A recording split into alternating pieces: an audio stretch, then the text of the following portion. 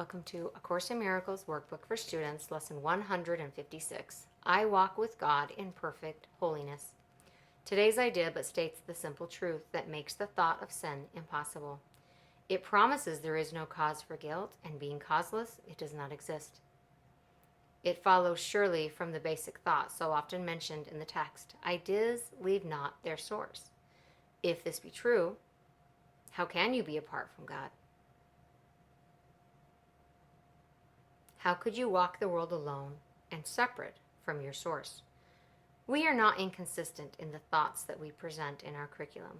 Truth must be true throughout, if it be true. It cannot contradict itself, nor be in parts uncertain and in others sure. You cannot walk the world apart from God because you could not be without Him. He is what your life is. Where you are, He is. There is one life. That life you share with Him. Nothing can be apart from Him and live. Yet where He is, there must be holiness as well as life. No attribute of His remains unshared by everything that lives. What lives is holy as Himself, because what shares His life is part of holiness, and could no more be sinful than the sun could choose to be of ice, the sea elect to be apart from water, or the grass to grow with roots suspended in the air. There is a light in you which cannot die, whose presence is so holy that the world is sanctified because of you. All things that live bring gifts to you and offer them in gratitude and gladness at your feet. The scent of flowers is their gift to you. The waves bow down before you, and the trees extend their arms to shield you from the heat, and lay their leaves before you on the ground that you may walk in softness, while the wind sinks to a whisper round your holy head.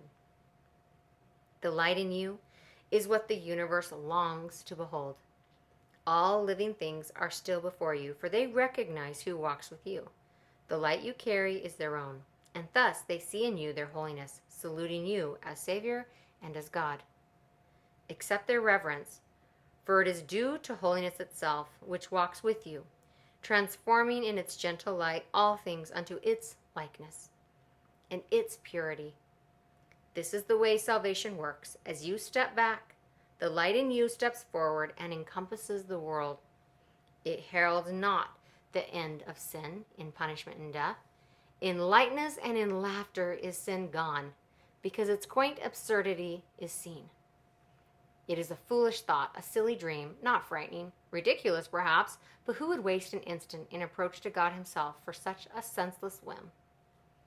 Yet you have wasted many, many years on just this foolish thought.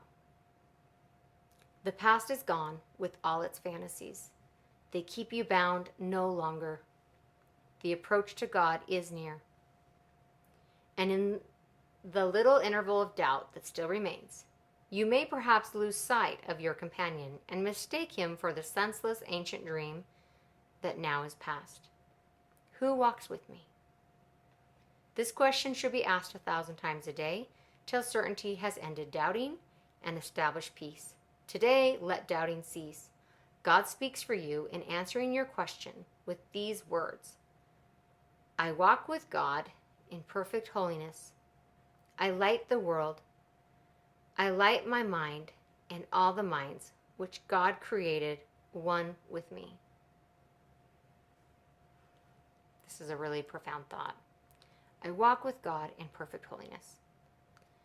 I love the lines that say, the whole world sings your praises. What it specifically says is, all things that live bring gifts to you and offer them in gratitude and gladness at your feet. The scent of flowers, the waves bow down before you, trees extend their arms to shield you from the heat. And when you feel that connection with all that is, you realize indeed that life is not separate. Oneness is not separate. And you are indeed that oneness,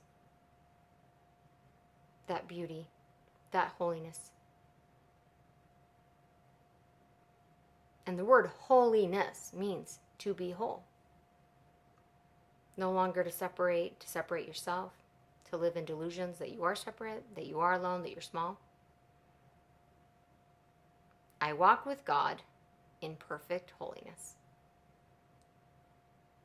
Thank you for joining me today. I will see you tomorrow for lesson 157.